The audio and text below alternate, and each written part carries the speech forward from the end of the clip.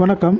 பொதுவாக நம்மக்கிட்ட இருக்கக்கூடிய காராமணி கட்டோடைய கிலோ பார்த்திங்கன்னா 2லேருந்து 3 கிலோ இருக்கும். நம்மக்கிட்ட எடை கணக்கு கிடையாது. ஒரு கட்டு கட்டுறோன்னா அந்த கட்டை வந்து 70லேருந்து 80 ரூபா, இல்லைன்னா 2 கட்டு வாங்குறாங்கன்னா 150 ரூபா.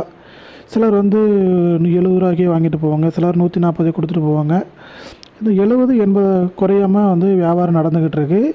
இந்த வியாபாரம் எதனால் நடக்குதுன்னு பார்த்திங்கன்னா, கண்டினியூஸாக ரெயின் வந்துக்கிட்டே இருக்குங்க. இதனால் வந்து மகரந்த சேர்க்கை நடைபெறாது.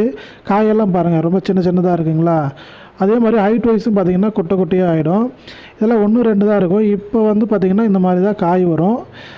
காயோடைய நிறமும் கொஞ்சம் மாறும். வெளுப்பாக வந்து இருந்துச்சு அப்படின்னா மார்க்கெட்டில் விலை போகாது. இன்னும் கொஞ்சம் காய் நல்லா ஷைனிங்காக இருந்துச்சு அப்படின்னா 80, 70 தாண்டி 100 ரூபா விற்கிறதுக்கான வாய்ப்புகளும் இருக்குது.